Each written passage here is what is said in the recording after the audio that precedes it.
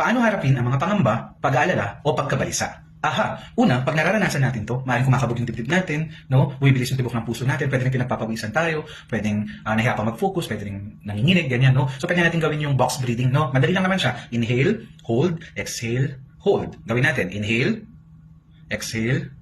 Ayun, kayang-kaya, di ba? Ulit-ulitin lang hanggang makapag-relax. Ikalawa, no? Yung mga physical activity, pwedeng mag-stretching, nakakatulong yun, di ba? Maglakad-lakad, yung brisk walking, nakakatulong yun sa pagharap natin dito. Ikatlo, magkwento sa mga taong pinagkakatiwalaan, nakakagaan to, huwag sarilinin, no? Sumunod, pwede rin i-challenge natin na isip natin, no? Pansinin, tignan natin, totoo ba itong iniisip ko?